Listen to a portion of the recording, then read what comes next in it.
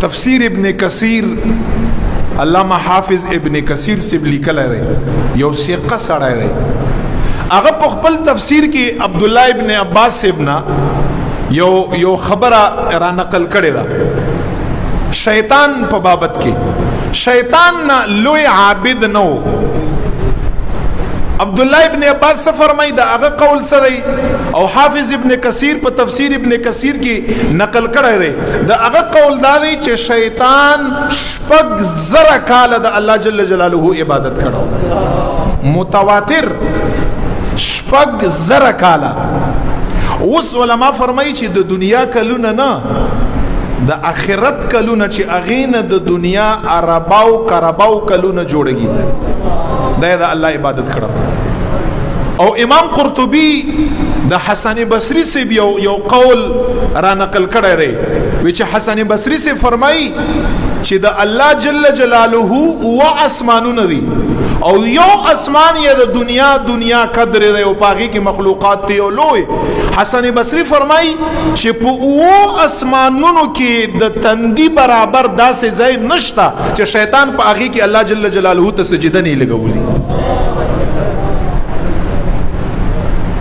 اوس ګوري سپک نظر ته ګوري چې څومره سخت نقصان یې دی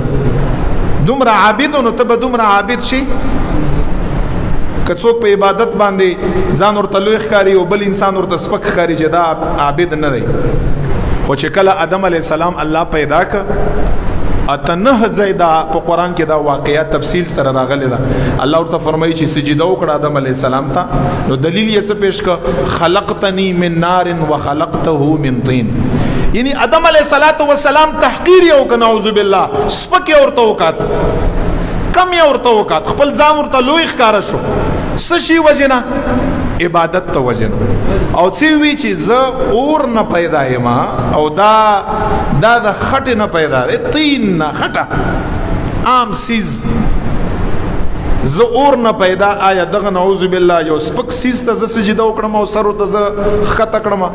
آدم علیه السلام مبارک ته عام وکاته سره د دې چې شپږ زره کاله عبادت یې کړه او سره د دې چې په اسمانونو کې داسې ځای نشته چې الله ته عبادت نه کړی رب لا یزال می څور ته فرمایي چې کلی د انسان تحقیر وکړ سم دستی ورته الله فرمایي فخرج منها فانك رجيم وان عليك لعنتي الى يوم الدين د عبادت ته اونکاته شپږ زرو کالو ته اونکاته په اسمانو کې هر ځای کې سجدي لګولو ته اونکاته چې د انسان تحقیر یو ک سپکواله وک سم دستی الله ته فرمای فخرج منها فانك رجيم زما د غلوی دربار نه وزه ته شیطان رټل شوی و ان عليك لعنتي الى يوم الدين او زما د طرف نه په پتا باندې لعنت وریږي تر عین قیامت پورې الله ورته فرمایي رجیم شو اوس مونږ وایو تعوذ کې اعوذ بالله من الشیطان الرجیم رټلې شوی شړلې شوی